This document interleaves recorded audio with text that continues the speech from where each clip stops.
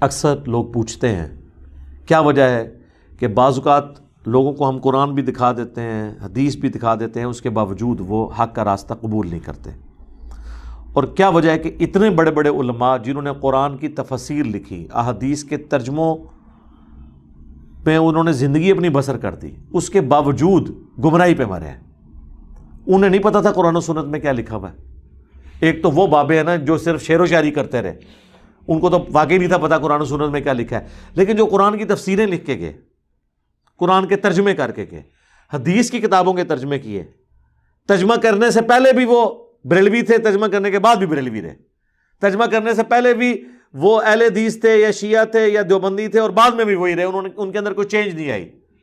ویسے بعض لوگوں میں آ بھی گئی، علامہ وحید الزمان جو تھے وہ دیوبندی تھے، بخاری کا ترجمہ 1920 میں کیا تو اہل حدیث ہو گئے، بعض میں آ بھی جاتا ہے چینج، لیکن یہ ایک ہی مثال ہے میں آپ کو جو 100 سال کی تاریخ میں پیش کر رہا ہوں۔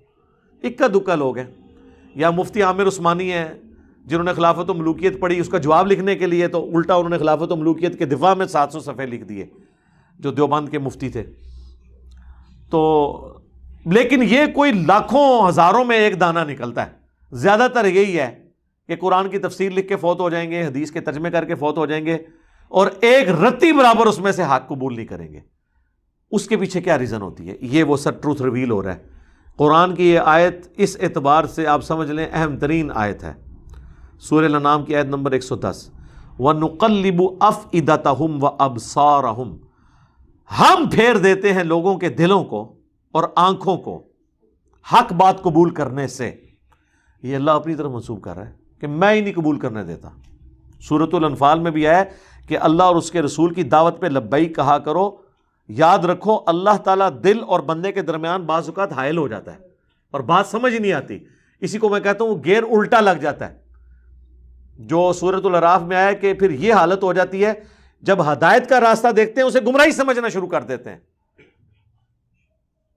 اس وجہ سے اسے چھوڑ دیتے ہیں اور گمراہی کو ہدایت سمجھنا شروع کر دیتے ہیں، اسے ایکسیپٹ کر لیتے ہیں۔ یہ بڑا خطرناک معاملہ ہے۔ اسی کو کہا گیا ختم اللہ علی قلوبہم وعلی سمعہم وعلی ابصارہم، ان کے دلوں پر، آنکھوں پر، یعنی دل سے مراد عقل، چاہے دماغ ہو یا دل، کوئی بھی چیز، کیونکہ لٹریچر کی زبان میں قرآن بات کرتا ہے، اللہ تعالیٰ کی طرف مور لگ جاتی ہے۔ ہم پھیر دیتے ہیں ان کے دلوں کو، ان کی عقل کو، ان کی آنکھوں کو حق بات قبول کرنے سے، کما لم یؤمنوا بہ اول برہ، جس طرح انہوں نے بھی تو حق قبول کرنے سے انکار کر دیا تھا جب پہلی دفعہ انہیں یہ پتا چل گیا تھا کہ یہ بات ٹھیک ہے۔ ایسے ہو جاتا ہے۔ میرے خیال ہے اس کی نمائندہ مثال ابو جہل ہے، اسے بالکل صحیح سمجھ آ گئی تھی کہ یہ کیا ہونے جا رہا ہے۔ خالد بن ولید کا باپ ولید بن مغیرہ، اسے بالکل سمجھ آ گئی تھی کہ یار یہ عام انسان نہیں ہے، یہ کلام عام کلام نہیں ہے، پھر بھی اس نے حق قبول نہیں کیا، اس لیے اللہ کا اتنا غصہ ہے قرآن میں اس کے اوپر۔ تو اللہ تعالیٰ فرما رہا ہے کہ جب پہلی دفعہ کسی کو بات سمجھ آ جائے اس کے باوجود وہ ہٹ درمی کرتا ہے نا، پھر اللہ تعالیٰ اسے بات سمجھ ہی نہیں لگنے دیتا۔ اچھا یہ اب اللہ کا فیصلہ ہے، بعض اوقات اللہ تعالیٰ کسی کو ڈھیل بھی دے دیتا ہے۔ اب یہ اللہ کا فیصلہ ہے کسے اس نے ڈھیل دینی ہے، دوبارہ چانس دینا ہے، اور کس کو پہلی دفعہ میں پکڑ لینا ہے۔ یہ مولوی تو سارے جکڑے گئے ہیں پہلی دفعہ میں نے دیکھا ہے۔ اس کی وجہ یہ ہے کہ انہیں بالکل صحیح بات سمجھ آ گئی ہوتی ہے۔ عام آدمی کو تو پھر بھی کوئی نہ کوئی ایمبیگوٹی رہ جاتی ہے، کوئی بالکل دھندلی سی تصویر آتی ہے، وہ بیچارہ پھر سوچتا رہتا ہے کرتے کرتے۔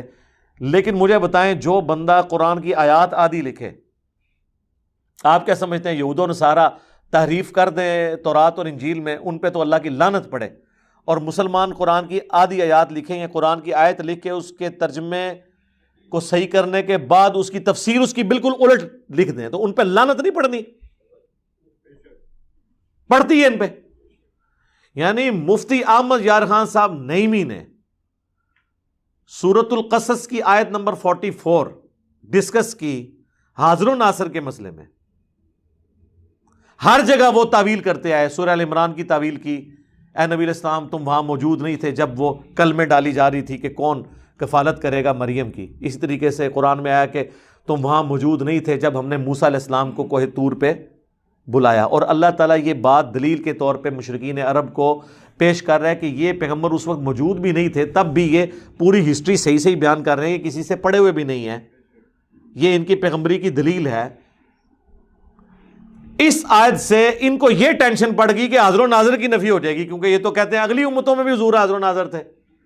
تو ہر جگہ یہ پتہ کیا تعویل کرتے ہیں کہ اس در تو یہ آیا ہے کہ نبی وہاں موجود نہیں تھے، یہ نہیں آیا کہ دیکھ بھی نہیں رہے تھے، اللہ کے پاس تھے، وہاں سے بیٹھ کے دیکھ رہے تھے. اور آج بھی مدینہ شریف میں قبر اطہر میں ہیں اور ہمیں وہاں بیٹھ کے دیکھ رہے ہیں.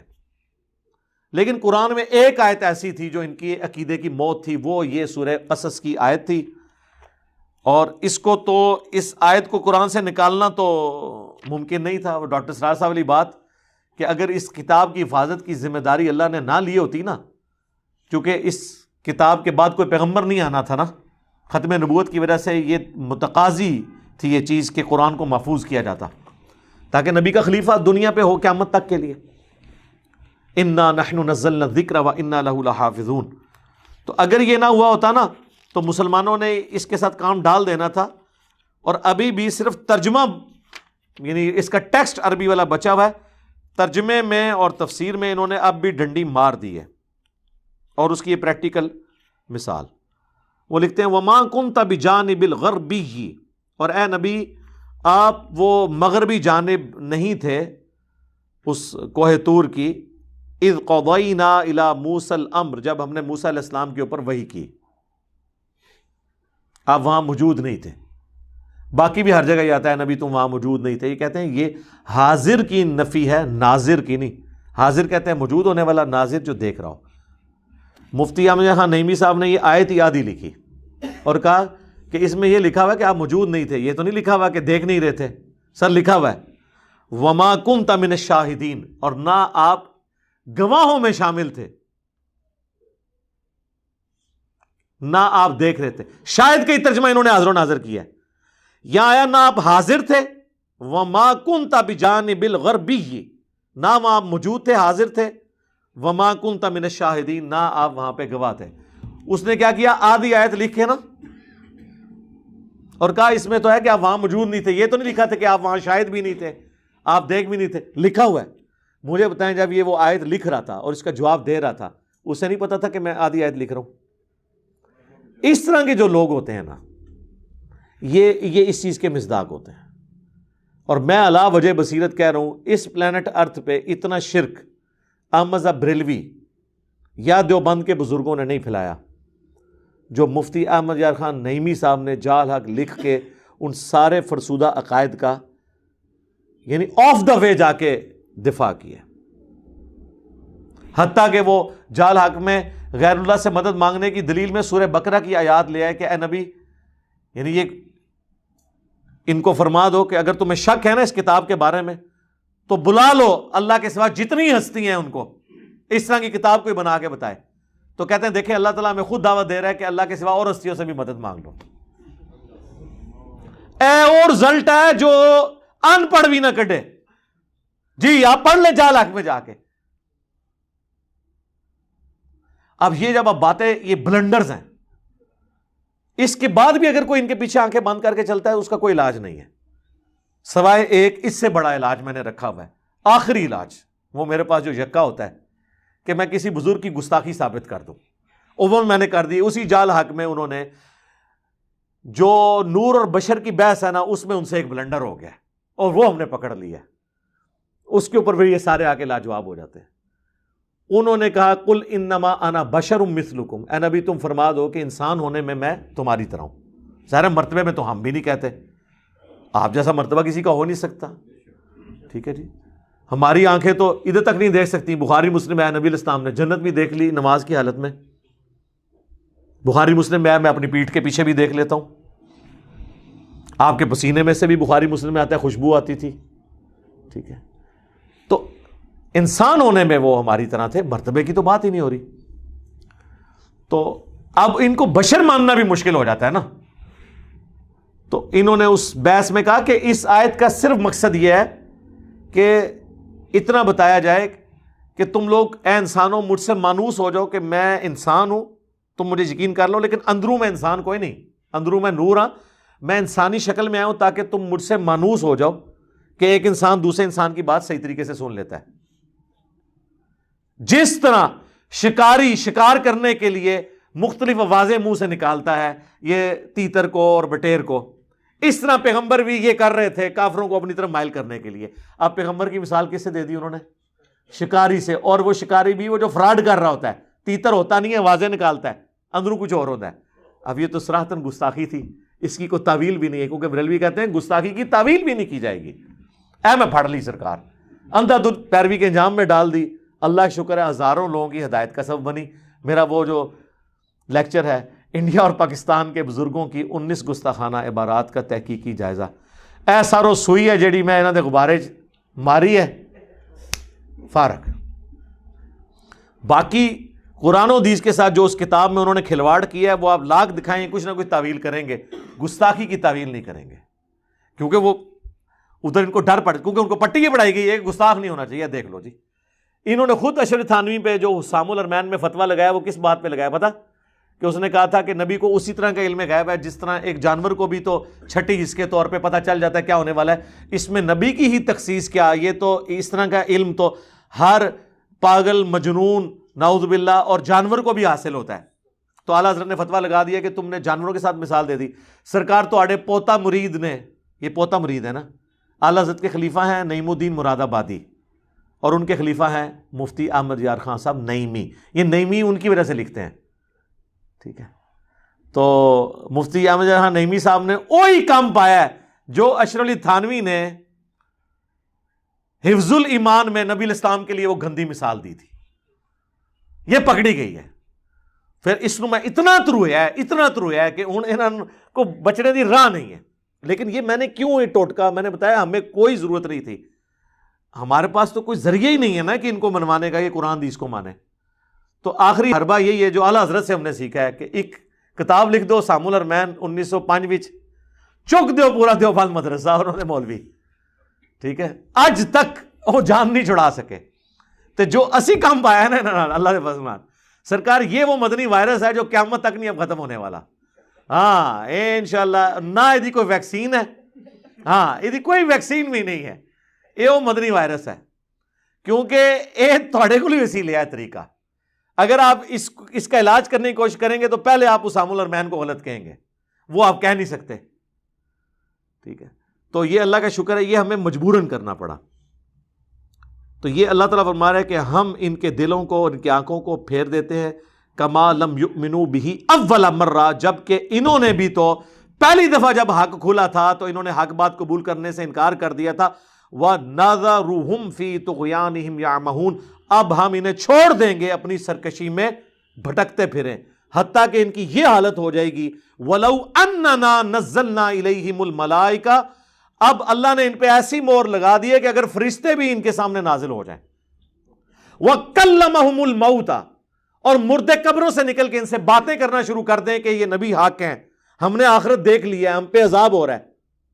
وَحَشَرْنَا عَلَيْهِمْ كُلَّ شَيْءٍ قُبُولًا، اور ہر چیز جو اللہ تعالیٰ ان سے وعدہ دیتا ہے کہ قیامت کے دن یہ ہوگا، قیامت کا منظر بھی انہیں دنیا میں دکھا دیا جائے، مَا كَانُوا لِيُؤْمِنُوا، پھر بھی یہ ایمان نہیں لے کے آئیں گے۔ سرکار جب اللہ مور لگا دے، چاہے فرشتے نظر آ جائیں، مردے نظر آ جائیں، جہنم نظر آ جائے، جنت کی حوریں نظر آ جائیں، جب اللہ نے کسی کے اوپر مور لگا دی ہے تو اسے ہدایت نہیں ملنی۔ لہذا مولویوں کی، بزرگان دین کی ٹینشن نہ لیا کریں، جنہاں دی مت اللہ نے مار دیتی ہے اس وجہ نال کہ انہوں نے اپنے پیغمبر کے ساتھ غداری کی، عزتیں اویل کی رسول اللہ کے نام پر، سواریاں سوار کی اپنی گاڑیوں میں انہوں نے خانقاہوں میں مکے مدینے کے نام پر، اور اتاری جا کے جناب اجمیر شریف، بغداد شریف، دیوبند شریف، بریلی شریف، شیعہ شریف تے سنی شریف۔ الا ان یشاء اللہ، ہاں مگر اللہ ہی کسی کو زبردستی ہدایت دے دے کہ اسے آخری وقت میں کوئی بات سمجھ آ جائے، وہ الگ بات ہے۔ ادروائز جب مہر لگ، یعنی یہ وہ مہر ہے، یہ وہ سیل ہے جس کو اللہ کھول سکتا ہے، کوئی خاص کسی پہ کرم ہو جائے تو وہ ہو بھی جاتا ہے سرکار۔ وہ صحیح مسلم میں حدیث ہے، حضرت ابو ہریرہ کہتے ہیں یا رسول اللہ، میری ماں آپ کو بہت گالیاں دیتی ہے، مجھ سے اب برداشت نہیں ہوتا، تو آپ دعا کرتے ہیں۔ حضرت ابو ہریرہ اتنی محنت کر چکے ہیں لیکن وہ ایمان نہیں لا رہی۔ بس کوئی قبولیت کا وقت تھا، اللہ کے نبی نے ہاتھ اٹھا دیے۔ یار کتنوں کے ماں باپ کے لیے اللہ کے نبی نے ہاتھ اٹھائے ہوں گے؟ یہ واقعہ ایک ہی ملتا ہے آپ کو۔ وہ اللہ کی طرف سے کوئی منظوری ہوئی ہے، دعا کے لیے ہاتھ اٹھائے۔ حضرت ابو ہریرہ کہتے ہیں میں نے حضور کی دعا ختم ہونے کا بھی انتظار نہیں کیا، میں دڑکی لا دیتی کہ اللہ کے نبی کی دعا پہلے ختم ہوتی ہے یا اسے قبولیت پہلے ملتی ہے۔ گھر گئے، کہتے ہیں میں دروازہ جب میں انٹر ہونے لگا تو ان کی والدہ نے کہا کہ باہر ہی رہو، میں غسل کر رہی ہوں، مجھے اللہ کے نبی کے پاس لے جانا۔ وہ اسلام قبول کر لیا۔ لیکن یہ جو کنوں پکڑ کے ہدایت ہے نا، یا جامعہ ترمذی میں حدیث ہے، اللہ کے نبی نے کہا کہ اے اللہ عمر ابن خطاب یا عمر بن حشام میں سے ایک کو ایمان کی دولت دے دے، تو وہ پھر اللہ تعالیٰ نے قبول کر لیا۔ وہ اللہ کا فیصلہ تھا، وہ ایک لادہ ممنا۔ وَلَٰكِنَّ أَكْثَرَهُمْ يَجْهَلُونَ، لیکن اکثر لوگ بالکل اس طریقے سے ناواقف ہیں، جاہل ہیں حق بات قبول کرنے سے۔ اکثر لوگ یہ پوری اللہ کا پلان سمجھنے سے ہی قاصر ہیں۔ اللہ تعالیٰ سے دعا ہے جو حق بات میں نے کہی اللہ تعالیٰ ہمارے دلوں میں راسخ فرمائے۔ اگر جذبات میں میرے منہ سے کوئی غلط بات نکل گئی تو اللہ تعالیٰ ہمارے دلوں سے اسے دھو ڈالے، ہمیں معاف بھی فرما دے، ہمیں کتاب و سنت کی تعلیمات پر عمل کر کے دوسرے بھائیوں تک پہنچانے کی توفیق عطا فرمائے۔ سبحانک اللہم و بحمدک، اشہد ان لا الہ الا انت، استغفرک و اتوب الیک، وما علینا الا البلاغ المبین۔ جزاکم اللہ خیرا۔